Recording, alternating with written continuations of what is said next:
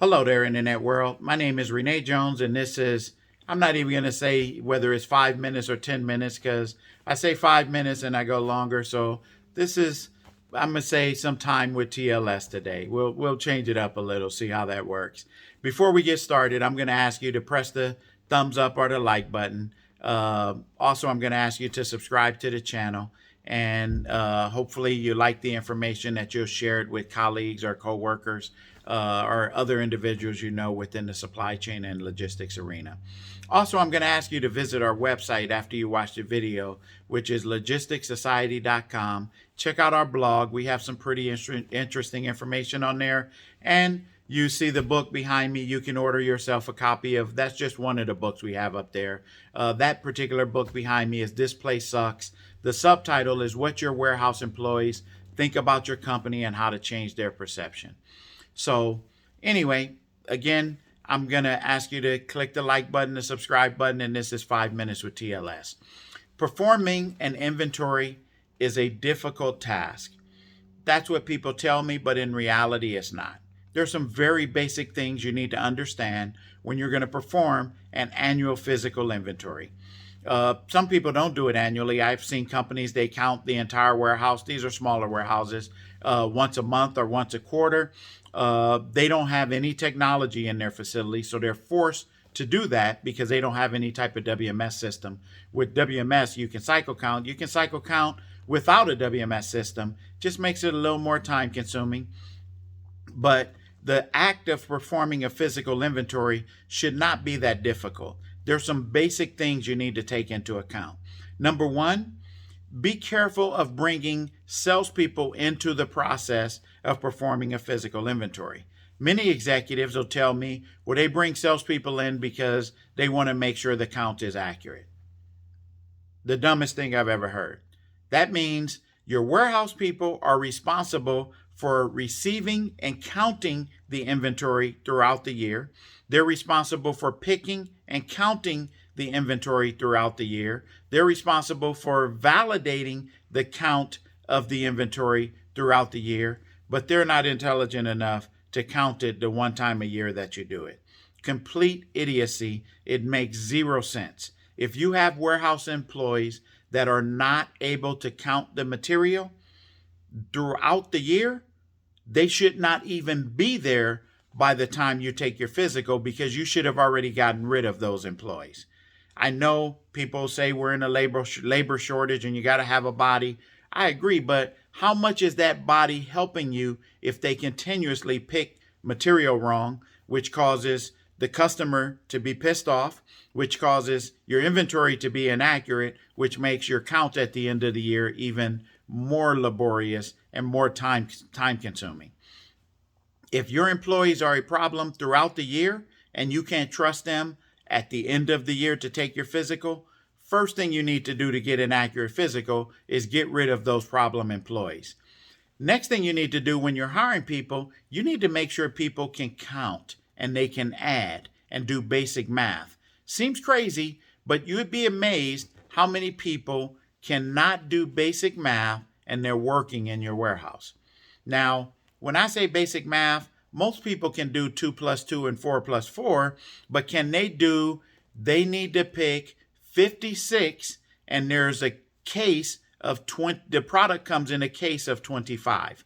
Are they going to be able to figure that out? Are they going to stand there and just count out 56 pieces instead of 2 cases of 25 with 6 extra? If you are in the process of hiring people, you should have a basic math test as part of your hiring process. Seems crazy, but if your inventory is not accurate, what's the reason it's not accurate?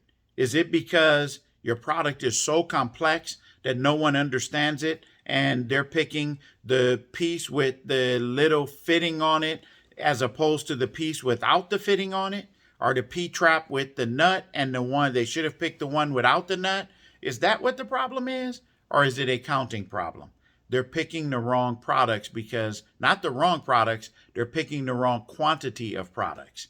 I'm sure you have problems with picking the right products as well, but one of the things that I've realized in my years of working in this industry, many people cannot do basic math when it comes to using alternate units of measures.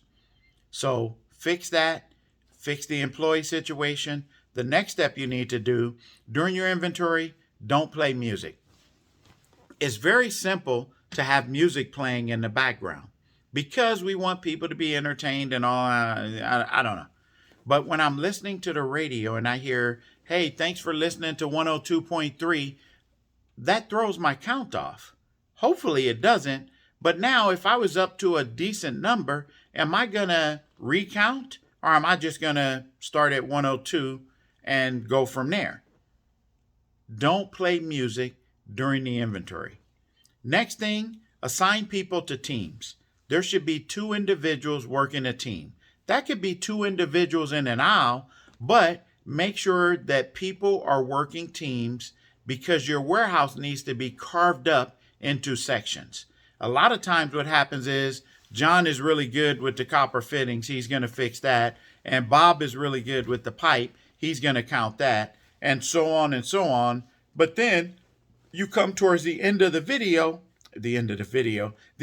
count, and you realize you're really not as complete as you thought. So now you got to start making life-altering decisions.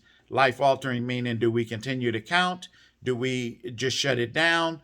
Maybe we just start doing spot counts now. They're really life-altering because someone may be in need of hot water and your count is off and they can't fulfill that order. So now someone's life is disrupted, all because you didn't carve your warehouse up into sections and assign people to teams to count those sections. Also, don't let your warehouse remain open during your physical inventory. Every warehouse I've ever been in, they remain open during the physical inventory. Now, when we're implementing new technology, they understand the importance of closing the facility because we're putting a warehouse management system in or a picking system or something like that. But the normal course of your inventory count is never taken into consideration that we should be closed and we can't perform an accurate count with customers coming in there to pick inventory or to pick have material picked for them. If you don't have the time to close and it's going to cost you too much money, you have bigger fish that you need to fry because there is nothing that eats up more of your bottom line other than your people than your inventory. The value of your inventory is second only to your people. So if it's not important enough to close because you don't want to lose that day's worth of business, then trust me, you have bigger fish that you need to be frying because your sales are really doing bad. That's why you don't want to close. But the next thing you need to pay attention to, don't try to count a mess. That's like going into your kid's room. He has sneakers and clothes and everything all over the floor, and you're going to try and figure out if he has enough shirts. You can't do that. First, you're going to have to organize it, and then you can figure out whether they have enough shirts. Same thing with your warehouse during your inventory. Make sure your warehouse is clean. Make sure it's organized. Make sure material is put away. There should not be any put away or material waiting to be put away, and you've already received it. That's going to throw your count off. If you still have material waiting to be put away, then you're going to have an inaccurate inventory when it comes time to complete and figure out why your variances are so large. I can tell you just by walking down your aisle and seeing you still have material that was not counted because it was not put away. So put away material, make sure your warehouse is organized, and last but not least, make sure you address your open transactions. You can't have an open order that's not invoiced, but you have 10 in the bin. You have an open order for 4.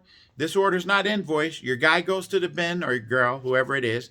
They count 10, and you put 10 in, and then your order invoices the next day, which takes 4 out and now says you have 6, and you wonder why your inventory is so inaccurate.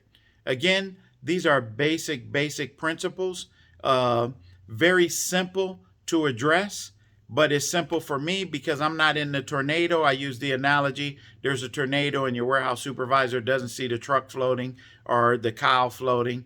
They just see what's in the eye of the tornado. Me being an outsider, I'm able to obviously step back and say, you still have inventory that needs to be put away. You still have open transactions. You still have material that's sitting on your truck that you didn't go count because it's going out the next day, but you forgot to invoice those tickets. So very simple. These are some basic steps, but I don't think anything I've ever said is complex. I'm of the mindset you should always KISS your warehouse, which means keep it simple, stupid. That's the acronym for KISS. But it's every concept is very basic. The problem is we need reminding more than we need teaching, and it's my responsibility to remind you, do some of these basic things before you try and figure out why your inventory is so inaccurate. Anyway, that was time with TLS. I would say 5 minutes or 10 minutes, but I think I went over that as well. I'm going to ask you, if you like the video, press the thumbs up button, subscribe to the channel so that you can get more content. Make sure you share the video with other individuals you work with within the industry, especially the supervisors and managers of your warehouse. And also, if you like something, a topic, or there's something that you'd like for us to discuss, then shoot me a quick message and we'll try and do some research and bring that into one of our videos. And don't forget, visit us on the web. Take a look at our books, which is the most common one is This Place Sucks. What your warehouse employees think about your company and how to change their perception. That's our most popular book. And visit us on the web at logisticsociety.com. I appreciate your time and have a great day. I'll see you the next time.